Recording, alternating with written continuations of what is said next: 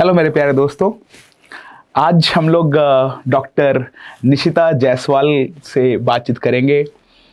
निशिता जायसवाल ने अभी जो एफएमजी एग्ज़ाम हुआ जिसमें रिज़ल्ट काफ़ी लो हुआ 10%, उसमें भी बहुत ही अच्छे मार्क्स लाए हैं, 183 मार्क्स।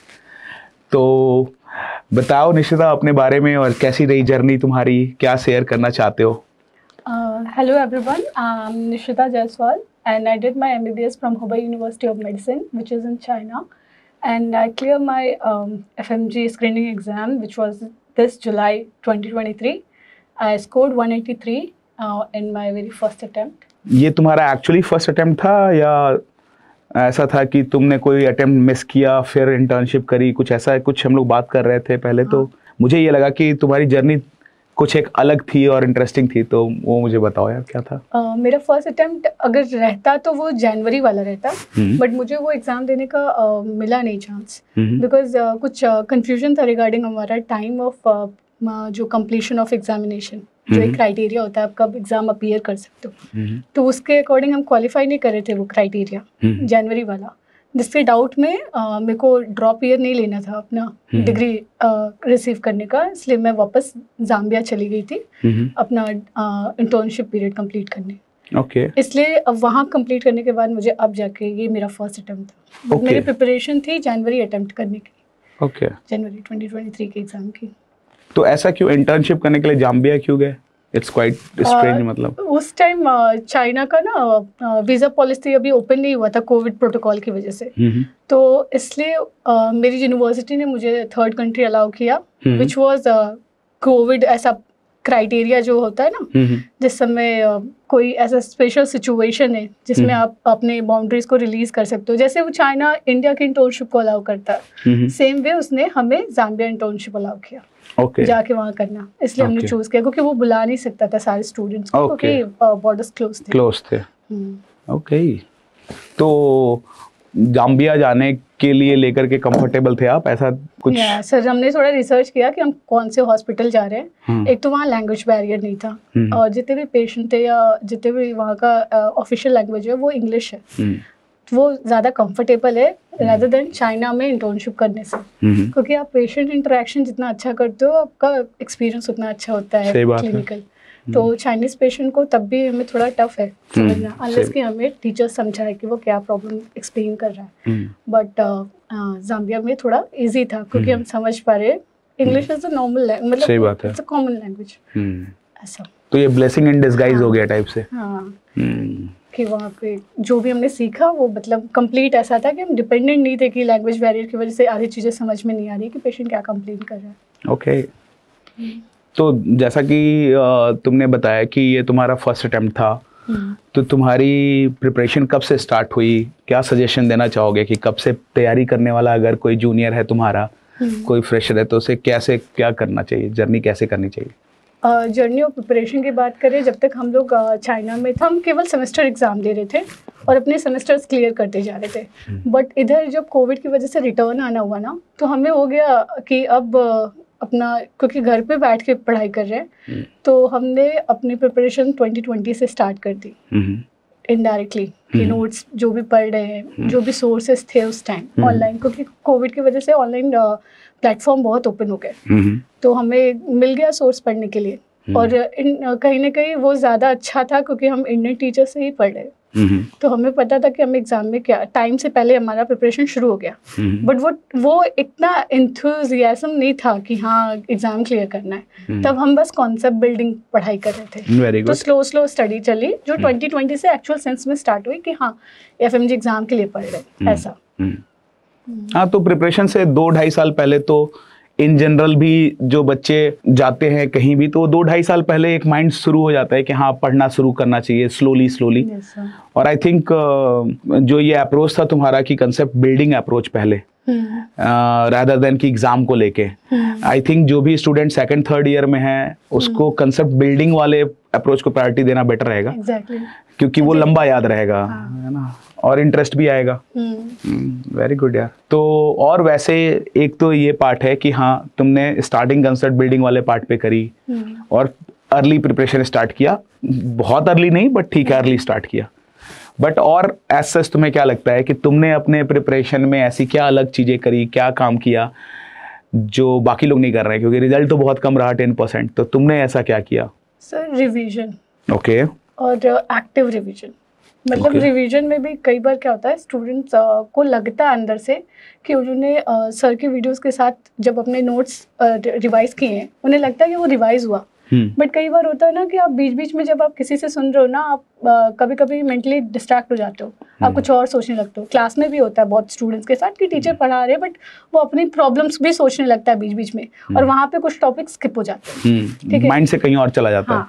बट जब वो आप खुद से पढ़ते हो ना टॉपिक, तो आपको पता रहता है आपने यहाँ रोक दिया था और आप कुछ और सोचने लगे, तो आप जब आगे पढ़ोगे आप वहीं से स्टार्ट करोगे। तो ऐसा नहीं है, कॉन्सेप्ट बिल्डिंग के लिए हम लोग सारा टीचर्स का जब सोर्स पढ़ते हैं, लेकिन अगर हम हर बार डिपेंड है कि हम रिपीट कर रहे हैं बार बार वीडियोस को जब भी रिवीजन करना है, तो वो अंदर से एक सेटिस्फेक्शन देगा, आपको लगेगा आपने नंबर ऑफ रिवीजन किया है 7-4 टाइम। जैसे कई स्टूडेंट मेरे फ्रेंड्स हैं जो मुझे कहते हैं कि यार मैंने भी 10 बार रिवाइज किया ना, कुछ शॉर्ट सब्जेक्ट्स के लिए वो बोलते हैं कि इतनी बार रिवाइज किया फिर भी नहीं हो रहा, अब मेरे को इंटरेस्ट नहीं आ रहा क्योंकि मैंने अपना बेस्ट दिया। बट वो ये नहीं देखते कि हाँ वो कहाँ गलत जा रहे हैं, या हो सकता है कि वो जिसको रिवीजन कह रहे हैं वो रियल में रिवीजन उनका नहीं हुआ है, क्योंकि उन्होंने खुद से एक बार भी नोट्स खोल के खुद से बिना किसी वीडियो को देखे खुद से नहीं पढ़ा। ऐसा मुझे लगा कि बहुत लोगों के साथ ये भी लैग हुआ है कि वो काउंट कर रहे हैं उसको रिवीजन, बट उसने अपना एक्टिव रिवीजन नहीं किया वहाँ पे उस टाइम के लिए। सिर्फ सुन लेना रिवीजन नहीं है, एक्टिव रिवीजन फिर भी थोड़ा और इसको एम्फेसाइज करो, मुझे समझ नहीं पा रहा है एक्टिव रिवीजन। जैसे मेरे टाइम में भी जब मैं तैयारी करी थी, या कोई जिनका पास हो चुका एग्जाम, वो आते थे बताने के लिए कि उन्होंने क्या किया। किसी ने ये नहीं बोला कि उसने 10 रिवीजन किया, हर बार वो ये बोलते हैं कि उसने 4 to 5 टाइम रिवाइज किया है। बट 4 to 5 टाइम मुझे लगता है हर स्टूडेंट का हो जाता है, बट उसका देखने का नजरिया 4 टाइम का 5 टाइम का अलग है। वो उसको ये बोल रहा है कई बार कि उसने वीडियो खोला और उसने रैपिड रिवीजन वाला ही सेक्शन कई बार देख लिया, ठीक है, वो पहले ही रैपिड है, प्लस उसने साथ में वीडियो के साथ देखा है वो, तो उसने खुद से नहीं एफर्ट डाल के कभी भी अपने नोट्स खोल के पढ़े, तो वो उसको नंबर ऑफ टाइम में तो काउंट कर रहा, उसको लगा कि हाँ ठीक है मुझे किसी ने समझाया कि 4 to 5 टाइम रिवाइज करना है, तो मैंने उसको 4 बार सुन लिया, हाँ मैंने सुन लिया, तो मेरा भी 4 टाइम हो गया, फिर भी मुझे क्यों नहीं इतना गेन हो रहा जितना वो अपने एक्सपीरियंस से बोला। क्योंकि हर टॉपर तो ये एक्सप्लेन कर रहा है कि 4 to 5 टाइम रिवीजन सफिशिएंट है, बट वो किस सेंस में कह रहा कि आप अपना एफर्ट डाल के उसको रिवाइज कर रहे हो, या आप पैसिवली वीडियो सुन रहे हो टीचर्स को और बस रिवाइज कर रहे हो। तो वो काउंट करना, ये मुझे लगा कि ये बहुत मुझे एक्सपीरियंस हुआ कि हाँ मैं कहाँ कर रही हूँ। जैसे मैंने मेडिसिन के नोट्स रिवाइज किए ना, तो मैं हर बार एक तो अपना खुद का इंडेक्स बनाया मैंने आगे पेज पे, और मैंने हर बार रिवाइज करते टाइम जब मैंने उसको नोट्स को पढ़ा है ना, मैंने वो टिक किए। और एग्जाम पास करने के बाद जब मैंने कई लोगों ने मुझसे नोट्स मांगे, तो मैंने भेजे जब, तो मैंने खुद देखा कि मैंने उनको 4-5 टाइम ही टिक किया है, मैंने बहुत ज्यादा नंबर ऑफ टाइम नहीं टिक किया, क्योंकि मेरे पास नोट्स थे ना, तो मैं उनको पढ़ रही थी।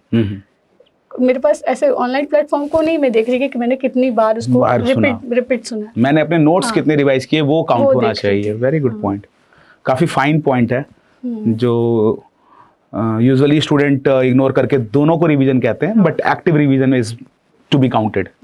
Okay. क्योंकि मुझे ना हर रिवीजन के साथ सर लग रहा था कि जैसे मैं ना कुछ नया पढ़ रही, मुझे ये नहीं लग रहा था कि मैं वही बोर्ड चीज को बार बार रिपीट कर रही हूँ। मुझे क्योंकि कई बार क्या हुआ ना कि कई बार हम पढ़ते हैं बट हमें लगता है कि सब पढ़ लिया, पर जब वही चीज दूसरी बार पढ़ते हैं ना, उसमें कुछ नया वर्ड मिल ही जाता है जो लगता है। और स्पेशली तब फील होता है जब आप एग्जाम्स देते हो, क्वेश्चन अटेम्प्ट करते हो, केसेस पढ़ते हो, तो वो तब वहाँ वापस रिवाइज करते टाइम वो दिखती हैं चीजें, क्योंकि आप एप्लीकेशन समझते हो, आप ये नहीं सोचते कि हाँ बस आप रट रहे हो जिसका कोई आगे कुछ है नहीं। या फिर जब आप इंटर्नशिप करते हो तब आपको एक्सपीरियंस होता है कि ये था क्यों, कौन सा था क्यों।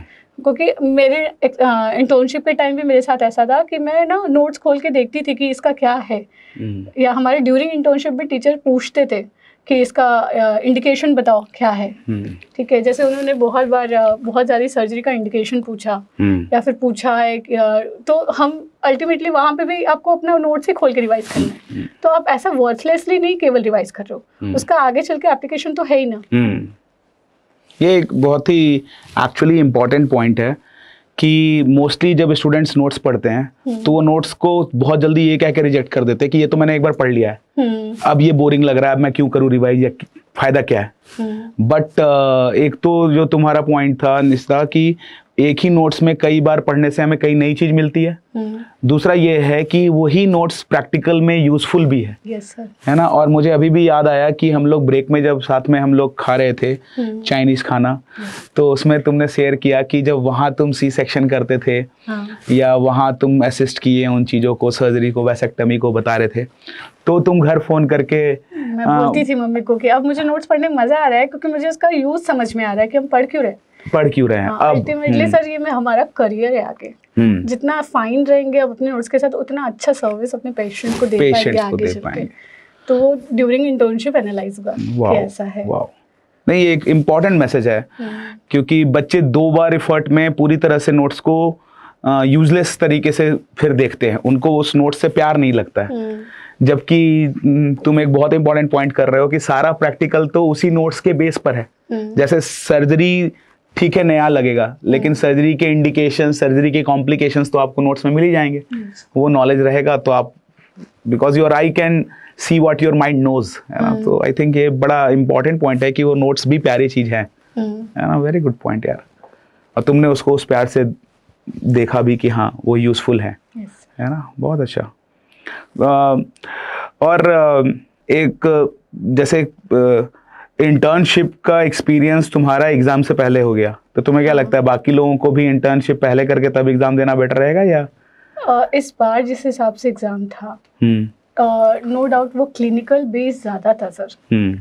और वो पोस्ट इंटर्न्स के लिए जैसा लग रहा था कि सेट किया, ये ऐसा मुझे एग्जाम देके एक्सपीरियंस हुआ। बट कई बार होता है ना, जैसे हम रिकॉल टीचर्स के जब देखते हैं ना, तो वो बहुत इजी क्या कहते हैं लैंग्वेज में देते हैं, वो फॉर्म्ड होते हैं क्योंकि वो रिकॉल बेस्ड है, वो डायरेक्ट लाइंस नहीं है।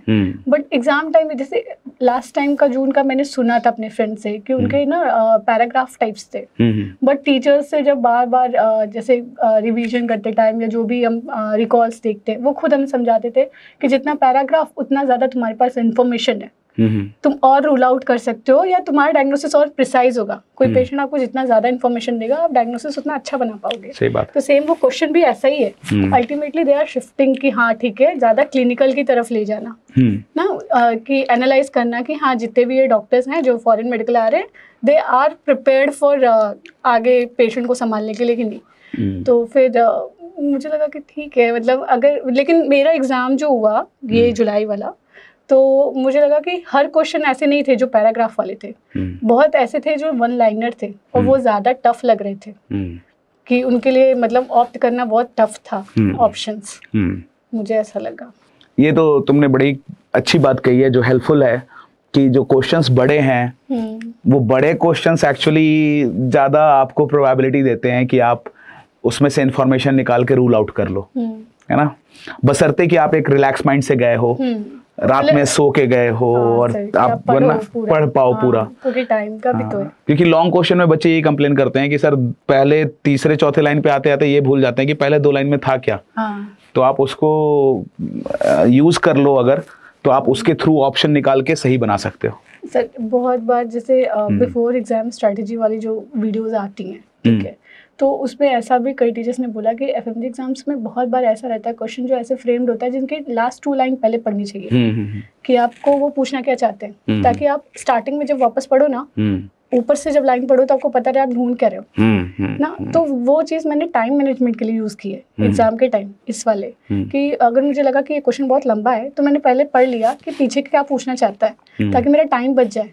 मेरे बहुत ऐसे फ्रेंड थे जिन्होंने मुझे बताया, जैसे एग्जाम खत्म होता हम सारे डिस्कस करते कि कैसा गया एग्जाम। बहुत लोगों ने ये बोला कि टाइम ऐसा था ना कि लास्ट के 10-15 क्वेश्चन ऐसे बचे जिनको उन्होंने देखा ही नहीं, और वो सारे ऑप्शन को जो उनको लगा कि हाँ ठीक है एफएमजी है, नॉन नेगेटिव एग्जाम में तो सी मार्क कर देते हैं या ए मार्क कर देते हैं, ऐसा कि छूटे ना।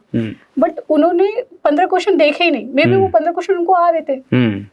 तो मुझे लगा कि हाँ टाइम मैनेजमेंट बहुत मैटर करता है, उसके लिए आपको पता होना चाहिए। जैसे आप नंबर ऑफ जीटी देते हो ना, तो आपको पता चल जाता है कि किस टाइप का क्वेश्चन है। ये ऐसा क्वेश्चन जिसका सबसे पहले नीचे की लाइन पढ़ लेते हैं ताकि हम ऊपर की 2 लाइन स्किप ही ना करें लंबे क्वेश्चंस के लिए। यस, बढ़िया। एक्चुअली जो स्टूडेंट नहीं भी देखते हैं दूसरे टीचर्स का लास्ट मिनट पे कैसे अप्रोच करते हैं, वो तुम्हारी इस बात से डायरेक्टली समझ सकते हैं कि जो बड़े क्वेश्चंस हैं उनका लाइन पहले नीचे वाला देख लो, फिर पूरा पैरा पढ़ो। तो नीचे वाले लाइन देख के पूरा पैरा पढ़ोगे तो आपका माइंड पहले क्लियर होगा कि आप खोज क्या रहे हो, है ना? That's very good. अच्छा, दूसरा एक और बात तुमने ये कहा कि ठीक है बड़े क्वेश्चंस थे, बट बड़े क्वेश्चंस के साथ साथ वन लाइनर्स भी काफी थे। तो तुम्हें क्या लगता है कि इसमें PYQs का क्या रोल रहता है? PYQ थे या नहीं थे? तुमने PYQ बनाए थे? आपने बनाए थे PYQ? यस, लगाए थे। कितने साल के लगाए थे? किसके लगाए थे? FMG के, नीट के, या क्या? FMG के लगाए थे। बट ना सर लास्ट एग्जाम तक हुआ जो मुझे लगा ना कि ये मेरा फेवरेट सब्जेक्ट है और मैंने इसको रिवाइज किया। जैसे मेरे को लगा कि मेरा ऑप्स का ही नहीं, मैंने काफी अच्छा रिवाइज किया है। तो मैंने उनके केवल FMG के रिकॉल्स नहीं देखे, मतलब पुराने डिस्कशन नहीं देखे, मैंने उनके INI-CT और नीट PG के भी देखे। Very good. क्योंकि उनके लिए मुझे लगा कि इसके लिए मेरे पास टाइम है, ये रिकॉल से ही मेरा रिवीजन हो रहा है एक्चुअली। तो ऐसे कुछ सब्जेक्ट थे, FMT था या कुछ सब्जेक्ट थे जिसके मैंने पुराने सारे क्वेश्चन देखे। बट एग्जाम पहुंचते पहुंचते ना इतना टाइम नहीं रहता कि आप मेजर सब्जेक्ट के सारे डिस्कशन देख पाओ, स्पेशली मेडिसिन के। तो मैंने मेडिसिन का केवल FMG क्या कहते हैं रिकॉल देखा। ओके, ठीक है, जितना भी। और मैंने लिस्ट बनाती थी एक डायरी में कि मैंने मेडिसिन लिखा ऊपर टॉपिक, और मैंने लिखा है कि हाँ FMG क्या कहते हैं 2017 से शुरू किया, या फिर जहाँ तक मुझे मिल रहा है प्लेटफॉर्म पे कि 23 के 2 ईयर के, तो ये दिसंबर है और जून के एग्जाम के, और मैं टिक करती जा रही। तो मुझे ना अंदर से ये लग रहा कि एक ये भी लग रहा है कि मैं क्लूलेस नहीं हूँ कि मैं क्या प्रिपेयर कर रही हूँ। तो कहीं ना कहीं नोट डाउन करना बहुत ज़रूरी है। वो ना आपको डेली एक टारगेट भी देता है।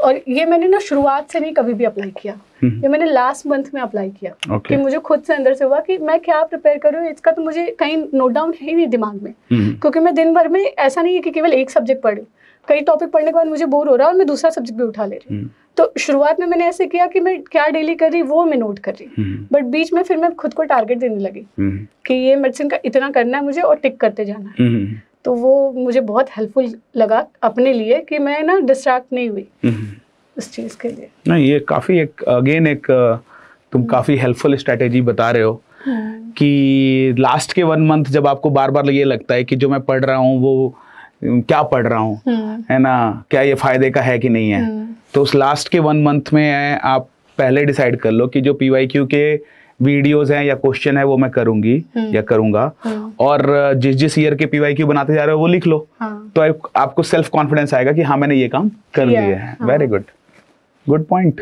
मुझे भी काफ़ी सीखने के लिए चीज़ें मिल रही हैं जो मैं स्टूडेंट्स को और बता के और उनके लिए हेल्पफुल रहेगी ऑफ कोर्स। अच्छा, स्ट्रैटेजी वाइज तो तुम 2-3 बातें कह रहे हो कि एक तो रिवीजन और एक्टिव रिवीजन, ना कि केवल सुन रहे हो। दूसरा लास्ट मंथ की स्ट्रैटेजी पे एक पॉइंट है तुम्हारा कि टॉपिक वाइज जो चीज़ें कर रहे हैं वो कर लें। तीसरा एक तुम्हारा है कि जो बड़े क्वेश्चन है उसको अप्रोच करने का तरीका ये है कि लास्ट लाइन पहले पढ़ लो तो क्लियर हो जाएगा। तो ठीक है, ये तीनों वर्क करेंगे, बट इसके अलावा कुछ बातें जो तुम्हें लग रहा है कि जो हेल्पफुल होंगी जो सुन रहे हैं उनके लिए, या उनके एग्जाम तैयारी में, या तुम्हारे कॉलेज के जो जूनियर्स होंगे प्यारे उनके लिए, तो ऐसा कुछ?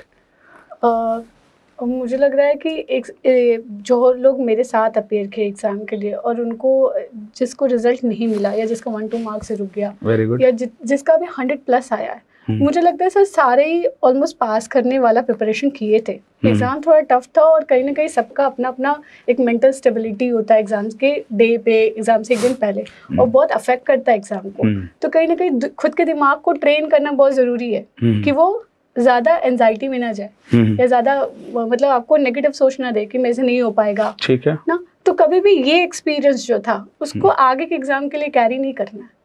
मतलब अगर आपका जून का एग्जाम अगर हो गया जो हो गया, उसको एज अ GT ही समझ के आगे मूव ऑन करना है। क्योंकि मेरे बहुत फ्रेंड है ऐसे जो अभी भी उससे स्टक हैं कि इतना एफर्ट डालने के बाद भी उनका एग्जाम नहीं क्लियर हो पाया। तो क्या दिसंबर एग्जाम भी ऐसे ही अफेक्ट होगा उनका?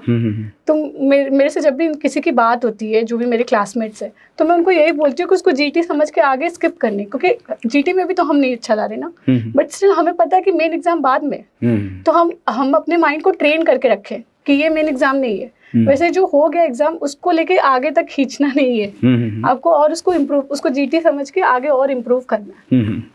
और मतलब एग्जाम डे पे भी आपको लगे कि आपको बहुत ज़्यादा एंजाइटी हो रही है कि हाँ कि ये एग्जाम कैसा जाएगा, तो खुद को ही संभालना पड़ेगा लास्ट में, क्योंकि अंदर जो आपके चल रहा है वो सामने नहीं जानता कोई कि आपको समझा पाए। तो खुद को हमेशा ट्रेन करना है कि अगर अभी तक तुम्हारे GT में बहुत अच्छे एग्जाम गए, जैसे बहुत ज़्यादा स्टूडेंट्स के साथ ऐसा ही था। जुलाई एग्जाम से पहले भी बहुत लोगों के जीटी अच्छे जाते थे, बट रिजल्ट नहीं आ पाया। तो हमेशा ये सोचना कि जैसे जीटी रिजल्ट अच्छा जा रहा था, वैसे ये भी एक जीटी है और ये भी अच्छा जाएगा। पर अंदर से पहले से ही नेगेटिव सोच के अगर रेडी रहेंगे तो इसका इफेक्ट कहीं ना कहीं एग्जाम टाइम पे दिखेगा। Very good.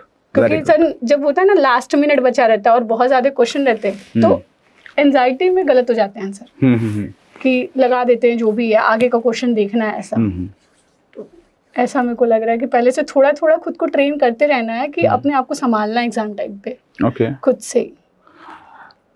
हाँ, जैसे एक तो तुम्हारा पॉइंट वैलिड है कि जो लास्ट एग्जाम में जो भी हुआ उसको कैरी ऑन मत करो, उसको एक जीटी समझ लो। बट जो तुम ये कह रहे हो कि खुद को ही संभालना होता है, तो वो संभालते कैसे हैं? मतलब तुम पर्सनली अपने केस में वो कैसे संभालते थे? जैसे मेरे टाइम सर एग्जाम के टाइम मैं बहुत एंग्शियस हो जाती थी। हाँ, ऐसा तो कि जैसे मेरे को नींद भी नहीं आ रही। ओके। और मेरे एक टीचर ने मुझे ये समझाया था कि जब आपको बार बार दिमाग ये बोले ना सोने से पहले कि क्या अभी ये वाला मेरे से रह गया, या आपको नींद नहीं आ रही, कोई चीज आपको परेशान कर रही है, वो बेटर है वो चीज कर लो। तो फिर अच्छा, मतलब अगर आपको भूख लग रही है और आप सो नहीं पा रहे हो, तो जब तक आप खाओगे नहीं, कहीं ना कहीं आपका माइंड डिससेटिस्फाई रहेगा कि आपने खाया नहीं, इसलिए नींद नहीं आ रही आगे। तो ऐसे अगर आपके दिमाग में एग्जाम से पहले ये चल रहा है कि ये वाला टॉपिक रह गया मेरे से और इसको मैं कल करूंगा या नहीं हो पा रहा है, तो थोड़ी देर पढ़ो, क्योंकि थोड़ा देर पढ़ने के बाद आपको खुद ऐसा लगेगा कि ये वाला कल कंटिन्यू कर सकते हैं, और आपको लगेगा कि हाँ आपने सेल्फ एफर्ट डाला कि हाँ थोड़ा पढ़ते हैं, और फिर आपको अंदर से शायद सेटिस्फेक्शन मिले कि हाँ सो जाए। लेकिन अगर आप नहीं ट्राई करोगे ना, तो कुछ टाइम तक आप उसी को सोचते रहोगे। एग्जाम से पहले ज़्यादातर स्टूडेंट्स के साथ ऐसे ही रहता है कि जब वो सोने जाते हैं ना, तो दिमाग में यही चलता रहता है कि ये वाला सब्जेक्ट हो गया है बट ये वाला सब्जेक्ट नहीं हुआ है, और इसको पता नहीं मैं कब कवर करूंगा। ठीक है, तो उससे बेटर है थोड़ा स्टार्ट कर देना, क्योंकि वो सब्जेक्ट आपको बदर कर रहा है आपके माइंड में, तो आप थोड़ा स्टार्ट कर दोगे ना, भले आप उसको कंप्लीट कवर मत करो उस टाइम के लिए, तभी आप सो पाओगे। नहीं तो वो दिमाग में सब थॉट चलता रहता है हमेशा कि नहीं हुआ है, नहीं हुआ है। पता नहीं, मुझे ऐसा लगता है मेरे एक्सपीरियंस से। तो क्या ऐसा नहीं होगा कि मान लो मैं एक टॉपिक को सोचा कि एंजाइटी हो रही है, उस टॉपिक को करने जाऊं, फिर दिमाग में फिर दूसरा टॉपिक आएगा, फिर तीसरा आएगा, तो वो तो फिर साइकिल भी तो चल सकती है। ये तो फिर वो आप फिर दूसरे सिचुएशन में हो मतलब कि आप स्किप ऑफ थॉट कर रहे हो बार बार कि यहाँ से आप फिर एक टॉपिक पे फोकस नहीं कर पा रहे हो। और ये सबके साथ नहीं है सर कि सब हर जगह टॉपिक पे जाते हैं, पर मोस्ट ऑफ स्टूडेंट के साथ ऐसा होता है कि सोने से पहले जरूर आता है बार बार कि ये वाला पढ़ लिया है पूरा और ये टॉपिक रह जा रहा है पूरा। जैसे समझ रहा हूँ बात को। हाँ। फिर भी तुम एग्जांपल से समझाना चाह रहे हो, समझा दो। हाँ, जैसे कि कुछ शॉर्ट सब्जेक्ट हैं, आपने दिन भर एक बड़ा सब्जेक्ट पढ़ा, ठीक है, आपने उसमें बहुत ज़्यादा टाइम दे दिया, तो आपको लगा कि शॉर्ट सब्जेक्ट पढ़ते हैं तो एक दिन में 2 हो जाता है। ये एग्जाम टाइम में होता है, 1 महीने पहले, ये हमेशा नहीं रहता। तो ये 2 घंटे मतलब एक दिन में उसने 3 सब्जेक्ट एक दिन पहले कवर किए हैं रिवाइज करके, ठीक है। लेकिन मेजर सब्जेक्ट लिया तो 2-3 टॉपिक ही हो पाए। जैसे मेडिसिन उठाया तो केवल रिमेटोलॉजी पढ़ा या हेपेटोबिलियरी सिस्टम पढ़ा और उसमें पूरा दिन निकल गया, तो उसको ना पिछले वाले दिन जैसा आज का दिन इफेक्टिव नहीं लगेगा। तो उससे बेटर है कि तुम कोई शॉर्ट सब्जेक्ट ही उठा लो कि तुम्हें भी फील हो कि हाँ ठीक है 2 किया आज, एक शॉर्ट सब्जेक्ट भी किया और लॉन्ग बड़े सब्जेक्ट का मैंने 2-3 टॉपिक भी कवर किया। पर खुद को भी इतना ज्यादा फोर्स नहीं करना है कि एक ही दिन में खत्म करना है, नहीं तो फिर वो कोटा पूरा करने जैसा हो जाएगा, इफेक्टिव नहीं होगा वो। वेरी गुड पॉइंट कि उसको। और एक्चुअली मैं ये सजेशन भी देता हूँ कि अगर आप चाहें तो 2 सब्जेक्ट को मिक्स करके रखें। उससे क्या होगा कि आपकी इफिशिएंसी भी बढ़ जाएगी। एक सब्जेक्ट में बोर हो रहे हो तो दूसरा नया लगेगा आपको और बेटर पढ़ पाओगे। तो आई थिंक मोर और लेस वो सजेशन भी है कि अगर मेजर सब्जेक्ट कर रहे हो तो साथ में कुछ माइनर भी कर लोगे तो एक सेटिस्फैक्शन बेटर रहेगा। वेरी गुड, ठीक है। और हाँ बताओ प्लीज। एक और चीज कि हमेशा शुरुआत से ही इमेज वाला देखने के लिए सेक्शन, इमेज सेक्शन शुरू से ही देखो। कई बार जैसे कई बार क्या होता है ना कि बच्चे सब्जेक्ट रिवाइज करते हैं बट उसका इमेज सेक्शन के लिए एक अलग से वो नहीं देखते पूरा, ठीक है। और हम लोग के एग्जाम के टाइम क्या हुआ, इमेज बहुत ज्यादा आया इस बार। हाँ, इस बार वाले में बहुत ज्यादा इमेज है। अच्छा। तो वो अगर आपने जैसे सब्जेक्ट जो भी पढ़ा है ना, तो कई टॉपिक आपको हो सकता है कि नहीं समझ में आए, बट आपने जब उसका इमेज भी देख लिया ना तो बहुत चीजें क्लियर और हो जाती हैं। तो जिस समय खत्म किया रिवाइज करके उसी टाइम बेटर है कि इमेज सेक्शन भी खत्म कर देने सब्जेक्ट वाइज, क्योंकि एक साथ पूरा 19 सब्जेक्ट का इमेज केवल लेके बैठेंगे ना तो भी वो ज्यादा हो जाएगा। और इमेज ऐसा भी है कि बहुत बार भी नहीं देखने की जरूरत है और बहुत ज्यादा मेंटल मतलब इतना दिमाग भी लगाने की जरूरत नहीं इमेज देखने के लिए, जितना थ्योरी पढ़ने के लिए टाइम चाहिए रहता है। तो बेटर है कि वो सब्जेक्ट के साथ ही कवर करते जाए, उसको बाद के लिए बैकलॉग बना के मत रखो। क्योंकि एक साथ 19 सब्जेक्ट करोगे तो सब मर्ज हो जाएगा, वो उतना क्लियर नहीं आएगा। हेल्प करता है क्वेश्चन करने में। मेरे से ये गलती हुई है कि मैंने एकदम जब मेरा एग्जाम आ गया उस टाइम मैंने इमेज सेक्शन उठाया। अगर मैं शुरू से उठा रही होती तो वो हमेशा फोटो रहता मेरे माइंड में। और मेरी कुछ क्वेश्चन को लेके इमेज, जबकि उनके क्वेश्चन गलत नहीं होने चाहिए थे, इजी क्वेश्चन मेरे गलत हुए इमेज की वजह से। Very good. तो बेसिकली तुम सक्सेस के लिए एग्जाम में सारे स्टूडेंट करें, उसके लिए तुम 4-5 पॉइंट मेनली फोकस करके बोलना चाह रहे हो। एक तो रिवीजन एक्टिव करो। दूसरा तुम्हारा पॉइंट है कि जो भी लास्ट मंथ में कर रहे हो उसको नोट डाउन कर लो कि ये ईयर के मैंने PYQ सुन लिए हैं या कर लिए हैं। तीसरा एक पॉइंट ये था कि अपने से जो डिस्कशन कर रहे हो वो डिस्कशन पॉजिटिव रखो, और माइंड में जो बातें आ रही हैं जो तुम्हें स्लीपलेस कर रही हैं उसको ठीक है थोड़ा टाइम दे दो और शॉर्ट और लॉन्ग सब्जेक्ट को मर्ज कर लो। ठीक है। और चौथा एक पॉइंट था तुम्हारा कि इमेज को साथ में करते चलो। ठीक है। क्या इन 4 पॉइंट के अलावा कुछ और पॉइंट है? जैसे एक मेन पॉइंट क्या है कि एग्जाम से पहले स्लीप नहीं आना। जो आपने मुझे बताया कि आप तो ट्रैवल कर रहे थे तो थक गए थे तो इसलिए सो गए थे, बट एग्जाम से पहले वाले पूरे महीने में ही लोगों को स्लीप साइकिल डिस्टर्ब हो जाती है, तो उसको कैसे तुमने ठीक रखा? अब 1 मंथ पहले से सुधारने मत लगो स्लीप साइकिल। अच्छा। मुझे ऐसा लगता है। हाँ, नहीं बताओ। हाँ। क्योंकि क्या होता है ना, हम स्टार्टिंग में एफर्ट डालते हैं कि हम स्लीप साइकिल सुधारते हैं उसको, और हम 9 बजे 10 बजे सो जाएंगे और वो 1 हफ्ते तक चलता है। उसके बाद लगता है कि मेरे से ज्यादा दूसरा वक्त पड़ रहा है, क्योंकि मैं तो टाइम से पहले सो जा रहा हूँ जबकि मुझे नींद भी नहीं आ रही, क्योंकि मुझे साइकिल अपना बैलेंस करना है। और फिर आप उसके आगे कंटिन्यू नहीं करते उसको। मेरे फ्रेंड्स के साथ ऐसा हुआ कि उन लोगों ने स्टार्टिंग में अपना स्लीप साइकिल 1 महीने पहले से ही करना शुरू किया, और फिर कुछ टाइम बाद वो लोग उस चीज को मेंटेन नहीं किए। उससे बेटर है कि एग्जाम से 1 हफ्ते पहले ट्राई करना या फिर कुछ दिन पहले ट्राई करना, क्योंकि वो फिर वो चल नहीं पाता फ्लो में। सर उस समय एंजाइटी रहती है अंदर से कि जितना कभी कभी आप बहुत एक्टिव रहते हो, आप ज्यादा पढ़ लेते हो, हर दिन एक जैसा तो जाता नहीं है सबका। तो मैं बस अपने एक्सपीरियंस से बता रही हूँ। डेफिनेटली। तो फिर बेटर है कि अगर आप जितना कवर कर पा रहे हो, ये सब सिर्फ लास्ट मंथ स्ट्रेटजी टाइप है। ठीक है, ये शुरुआत से नहीं है। शुरुआत से आपको तो चलता है, शुरुआत से मैटर नहीं करता। जो आप लास्ट मंथ में करते हो वही आपको स्लीप साइकिल संभालनी रहती है। तो बेटर है अगर आपसे हो जा रहा है एक दिन लंबा पढ़ाई तो आप कर लो, क्योंकि आज आप स्टेट ऑफ माइंड में हो, लेकिन हो सकता है कल आपका दिन उतना प्रोडक्टिव ना बन पाए, तो उससे डिस्टर्ब भी नहीं होना है। क्योंकि आप, लेकिन हाँ, स्लीप लेना बहुत जरूरी है, क्योंकि अगर नहीं लेंगे तो सर वो ब्रेन को रिलैक्स मिला ही नहीं है कि वो और फिल कर पाए इंफॉर्मेशन को। तो हमने जब उसको रेस्ट ही नहीं दिया है, तो अब जो हम पढ़ रहे हैं जबरदस्ती का, बस ये सोच के कि आज का दिन इफेक्टिव नहीं बना बिना नींद लिए, तो वो चीज़ दिमाग में नहीं जा रही है। वो बस हम पढ़े जा रहे हैं और हम रेस्ट नहीं दे रहे माइंड को। कई बार लोग रिलैक्सेशन के लिए, मतलब ये भी लास्ट मंथ स्ट्रैटेजी है। ठीक है, स्टार्टिंग से आप जैसे अपने आप को बैलेंस कर रहे हो, पढ़ाई को, एंटरटेनमेंट पोर्शन को, वो ठीक है, बट एग्जाम टाइम वाले में बेटर है कि 1 मंथ पहले सब चीज़ से थोड़ा डिस्टेंस रखना। क्योंकि अगर आप अभी भी वही चीज़ आप सोशल मीडिया पे एकदम एक्टिव हो, या अब तो यूट्यूब भी एक डिस्ट्रैक्शन है, पढ़ाई के लिए भी सोर्स है, बट स्टिल वो उधर आप शॉर्ट्स भी देख सकते हो जिसको आप स्क्रॉल ही करते जा रहे हो, वो खत्म ही नहीं हो रहा।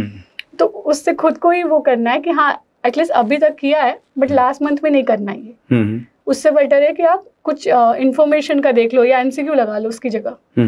मतलब 1 मंथ के लिए तो खुद को कंट्रोल कर सकता है इंसान अपने एग्जाम टाइम के लिए, क्योंकि मुझे लगता है कि आप अभी तक पढ़ रहे हो स्लो जैसे भी इंफॉर्मेशन गैदर किया, क्लास की, वापस आए घर पे, कभी कभी रिवीजन हो पाता है सेम डे नोट्स का, कभी कभी नहीं हो पाता।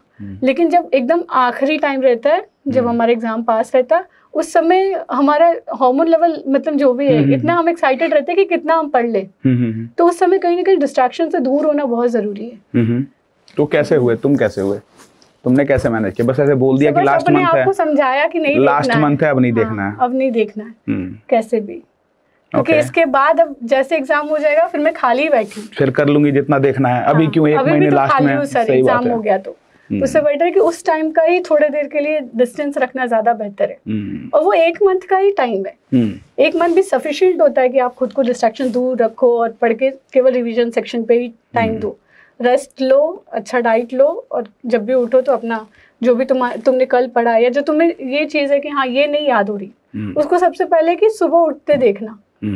अच्छा, हाँ, जो याद नहीं हो रही है उसको सुबह कर दो। हाँ। पर मुझे लगता था कि मैं नाइट आउल हूँ और मुझे रात की चीजें याद होती है जो मैं रात में पढ़ती हूँ। बट जब मैं प्रिपरेशन करने लगी और जब मेरा लास्ट मंथ जब था पढ़ाई का, तब मुझे लगा कि नहीं, ये शायद मैंने अपने दिमाग को ट्रेन करके रखा है कि मुझे रात में याद होती है, बट ऐसा है नहीं। अगर होती तो मेरा जीटी मार्क्स इंप्रूव नहीं हुआ होता। ये मैंने जब चेंज किया अपने पैटर्न में कि हाँ नहीं, जो सुबह उठ के रिवाइज करना है वो ज्यादा मुझे याद हो जा रहा है। जो मेरे से लैग हो रही चीजें जो मुझे नहीं याद हो रही, स्पेशली फार्मा सर, मुझे लगता है मेरा फार्मा वीक है, तो फिर मैं उसको मॉर्निंग के लिए रखती थी कि सुबह उठते देख लिया एक बार, क्योंकि वो कहीं ना कहीं अभी मेरा माइंड बहुत रिलैक्स किया है। मैं जो इसको दूंगी वो उसको ड्रेन मतलब बहुत जल्दी सोख करेगा। तो तुमने ये पाया कि एक तो अपने माइंड को पहले से लिमिटेशन में मत रखो, है ना, कि रात में ही पढ़ सकते हैं, ऐसा कुछ नहीं है। तुम जब फ्री हो पढ़ सकते हो, और जो चीज डिफिकल्ट है उसको नहीं हो रहा है तो सुबह के लिए छोड़ दो और सुबह एक बार रिवाइज कर लो। Good point, very good point. सही है बिडू। तुम्हारे को ऐसा क्या लगता है कि प्रिपरेशन में तुम्हारे और एज सच किसने हेल्प करी है, किसके लिए तुम थैंकफुल हो, क्या चल रहा है? सबसे पहले तो जितनी एंग्शियस थी मैं एग्जाम से पहले, मैं घर पे थी उस टाइम एग्जाम के लास्ट मतलब एग्जाम से पहले, तो मेरे पेरेंट्स ने बहुत हेल्प की है। कई बार मुझे लगा कि मैंने अननेसेसरी उनके ऊपर बोल दिया कि आप फोन मत चलाइए, यहाँ पे आप जाइए उधर जाके पढ़िए, क्योंकि मैं प्रिपरेशन कर रही हूँ। बट उस समय उन लोगों ने समझा कि हाँ ये इस समय बहुत परेशान है, इसका मतलब अभी टारगेट है एग्जाम निकालने से पहले, तो मेरे को इतना ज़्यादा सहा है उन लोगों ने उस टाइम, उस चीज़ के लिए मैं थैंकफुल हूँ। या कभी कभी मैं बहुत लो फील की हूँ तो मेरे फ्रेंड्स को अगर मैंने कॉल किया, उन लोगों ने टाइम दिया है, मुझे सुना है कि हाँ ठीक है, या मुझे समझाया, कभी भी ऐसा नेगेटिव नहीं बोला कि हाँ ऐसा होता है या फिर मतलब नहीं हो पाएगा इससे, हमेशा बूस्ट किया कि अरे तुम्हारा नहीं निकलेगा तो किसका निकलेगा, ये बोला तो फिर थोड़ा सा एक लगा कि नहीं ठीक है, हाँ कुछ तो सोच रहा है ना कि हाँ हो सकता है मैं ही खुद को सेल्फ डाउट कर रही हूँ ऐसा।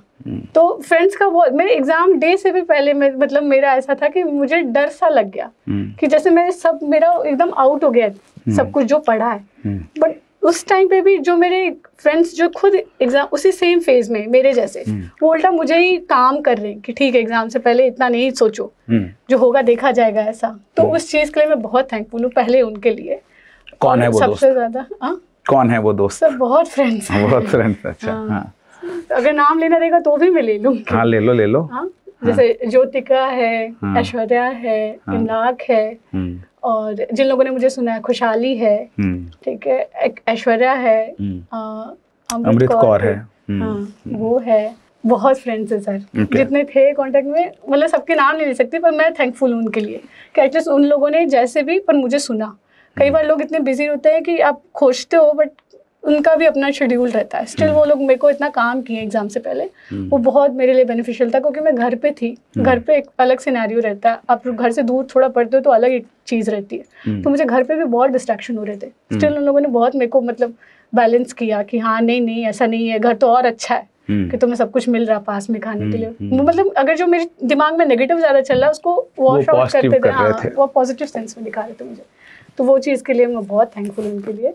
और मेरे जितने टीचर्स हैं जिन्होंने मुझे ये 19 सब्जेक्ट पढ़ाए उनके लिए मैं बहुत थैंकफुल हूँ, क्योंकि मैं सर एग्ज़ाम, मैं तो इंटर्नशिप के लिए चली गई थी ना, पर मेरे पास जो नोट्स थे मैं उन्हीं को तो पढ़ के ये एग्ज़ाम अपीयर की, तो इसलिए मैं बहुत थैंकफुल हूँ, क्योंकि उनके नोट्स नहीं होते अगर मेरे पास तो मेरी प्रिपरेशन इतनी अच्छे लेवल की नहीं रहती। मैंने जो गलती की कि जिस समय वो लोग पढ़ाते थे उस टाइम मैंने उनको नहीं रिवाइज किया, मे बी या तो हमारी क्लासेस बहुत लंबी लंबी रहती थी, सही बात है, तो टाइम नहीं मिल पाता टफ हो जाता है। हाँ, तो बाद में मुझे हो सकता है प्रिपरेशन का टाइम ज़्यादा मिल गया वहाँ जाने की वजह से। तो मेरे तो जितने 19 सब्जेक्ट हैं मैं सबके लिए थैंकफुल हूँ सर। बहुत बढ़िया बहुत बढ़िया। आपके लिए थैंकफुल हूँ, सारे जितने टीचर है सर सबके लिए मैं थैंकफुल। नहीं तो अपना काम ही कर रहे थे, सच कुछ वो बात नहीं है। वो मेन तो मुझे हमेशा ये लगता है कि स्टूडेंट पे ही है कि वो उसको कितना सुन रहा है। जैसे तुम बता रहे थे कभी कभी हम लोग कहते हैं कि हम सुन रहे हैं बट माइंड कहीं और रहता है, तो वो पूरा माइंड दे करके अगर सुन रहा है तो दैट इज स्टूडेंट का ही एफर्ट है। घर पे बैठ के जैसे जो बच्चे इधर हैं सिटी में, उनको एटलीस्ट हर जगह से एक्सपोजर मिल रहा है कि जाके टीचर से डायरेक्ट पूछ सकते हैं। पर घर पे आप जब बैठ के करते हो, वो भी एग्जाम टाइम वाले, जो रिकॉर्डेड लेक्चर है वो फिक्स्ड है, पर जो यूट्यूब पे लाइव सेशन चल रहे हैं डिफरेंट टीचर के आपको काम करने के लिए, आपका भी आया था, आपका अमन सर का और सेक्रेटरी के टीचर अंकुर जैन सर का एक आया था, जिसमें आप लोग बता रहे थे कि उस पर भी आपने स्लीप साइकिल को रिगार्डिंग सब समझा रहे थे। मैं सुनती थी वो सब चीज़ें जितनी थी प्लेटफॉर्म पे एग्जाम से पहले, क्योंकि मुझे खुद एंग्शियस होता था कि मैं क्या करूँ अभी के लिए। तो जब ऐसे रहते ना आप, उस समय मैं नहीं अप्रोच कर सकती ना घर से, मेरे लिए तो जो ऑनलाइन प्लेटफॉर्म पे वहीं से हेल्पफुल है। सही बात है। तो फिर मुझे बहुत हेल्पफुल हुआ जो भी वीडियोस थे। कई बार वो हमें भी लग रहा होता है कि वो कोई काम का है कि नहीं है, बट अब आप बता रहे हो कि काम का है तो काम का है, इसका मतलब यस। फिर आपका इमेज मैराथन था। पीएसएम ऐसी चीज़ है जो अपडेट हमेशा होती रहती है, ठीक है। मेरे तो पुराने नोट्स थे ना, तो मुझे चाहिए था कि अभी क्या चल रहा है उसका मेरे पास अपडेट नहीं था, बट क्योंकि आपका एक इमेज बेस्ड सेशन आया था, तो वो मेरे लिए हेल्पफुल था और वो काफ़ी मतलब अच्छा था वो। कई बार मैं क्लास करती रहती थी, मैं ऐसे हंसती रहती थी, मतलब वीडियो देख के, तो मेरे घर वाले भी थोड़े कंफ्यूज थे कि ये पढ़ रही है कि क्या नहीं। हंस कैसे रही है पढ़ते हुए। बहुत बढ़िया। नहीं, मैंने क्योंकि तुम स्टूडेंट थे, पूरे क्लास की थी, तो मैंने ये ऑब्जर्व भी किया था कि तुम क्लास में भी पूरे टाइम हैप्पी मोड से पढ़ते थे, है ना, और क्वेश्चन भी पूछने आते थे तो तुम उसी तरह से हैप्पी मोड में रहते थे। तो आई थिंक वो तुम्हारे अंदर वो पहले से ही वो हैप्पी मोड वाली एनर्जी थी। बट अभी ऐसे एग्जाम निकलने के बाद कुछ डिफरेंस ऐसा लग रहा है या? बहुत रिलैक्स फील हो रहा है बहुत। एक मैं ऑनेस्ट बोलूं, मेरा नीट यूजी नहीं क्लियर हुआ ना, तो इसलिए शायद मेरे अंदर एंजाइटी ज्यादा थी कि ये भी एग्जाम हो पाएगा कि नहीं, पर क्लियर हो गया ना, तो अब थोड़ा सा एक अंदर से एक कॉन्फिडेंस फील हो रहा है कि ठीक है जो भी है। मेरे बहुत फ्रेंड्स हैं जो IMG हैं जिनका हो गया था क्लियर, और सबका नहीं सर सेम रहता है। हो सकता है सब एफर्ट्स शायद बराबर डालते हैं, बट कहीं ना कहीं लक फैक्टर भी होता है। तो फिर मेरे को अंदर से यही रहता था, यार मेरे से नहीं निकला सीट, तो ऐसा नहीं ना है कि जब कल को स्क्रीनिंग एग्जाम भी होगा तो मेरा सफिशिएंट नहीं रहेगा। तो अब क्लियर हो गया ना, तो फिर एक कॉन्फिडेंस तो है। वो जो डाउट वाला पार्ट है वो गायब हो रखा है, सेल्फ डाउट वाला पार्ट खत्म हो गया। नहीं, और उसमें भी कई सारी पॉजिटिव चीजें हैं। तुमने उस टाइम रिजल्ट लाया जब पेपर काफी टफ था, घुमा घुमा के क्वेश्चन आए, और कई सारे बायोकेम वगैरह और भी कई सारे सब्जेक्ट में बहुत ही टफ क्वेश्चन आए, उस टाइम निकाले, तो वो भी एक कॉन्फिडेंस बूस्ट करने की बात, इसलिए ज्यादा कॉन्फिडेंस हो रहा है। बहुत बढ़िया। और एग्जाम से पहले दोस्तों ने भी सही तुम्हें सेल्फ कॉन्फिडेंट किया था कि तुम्हारा नहीं निकलेगा तो किसका निकलेगा, वो भी एक एंगल रहा। सही, तुम काफ़ी एक ग्रेटिट्यूड के साथ चीज़ों को याद रखे और बता रहे हो। I really like that. और आई रियली होप कि जो भी कुछ तुम्हारा ये पूरा एक्सपीरियंस और कॉन्फिडेंस बना है वो आगे और बढ़ता रहे, है ना। तो आई हैव हाई होप्स। मैं श्योर हूँ कि तुम अच्छे, बहुत ही बेहतरीन डॉक्टर बनोगे, है ना। Full blessing. कुछ जाते जाते कहना चाह रहे हो कुछ मजेदार अपने कूल वाले अंदाज में? को इतना प्रेशराइज करके खुद को मत करो ज्यादा, ठीक है। किसी दिन आपको ज्यादा ड्रेन फील हो, अपने दोस्तों से बात करो, हल्के हो जाओ थोड़ा सा, क्योंकि एकदम प्रेशर कुकर की तरह नहीं तैयारी करनी है। सर से सीखना चाहिए। सर हमेशा रिलैक्स रहते हैं, हमेशा कूल मूड में रहते हैं, शायद इसलिए उनके स्टूडेंट भी वैसे हैं। और क्या, नहीं वो तुम लोग के पढ़ाने के चक्कर में मेरे वो कूलनेस और यंग वाला पार्ट बना हुआ है क्योंकि स्टूडेंट कूल और यंग है तो बन जाता है। और बहुत इंपॉर्टेंट बात निशिता कह रही है कि एंजॉय द जर्नी, है ना। क्योंकि बाद में जब अभी तुम लोग को भी ये फील आ रहा होगा कि हम लोग जब बैक जा करके वो प्रिपरेशन जर्नी का टाइम यूज करते हैं, हाँ, तो देखो एक स्माइल आ जाती है सच में। हाँ, कि हार्ड वर्क था, बट उस हार्ड वर्क से जो हैप्पीनेस मिलती है वो हैप्पीनेस कहीं वर्ल्ड में मिलना मुश्किल है। So that is so true. Very good. Be cool. Thank you, sir. Keep it cool. Very good. Thank you so much. Dasvidanya. Hasta la vista. Jai Jian. Jai Jian. Jai Jawan.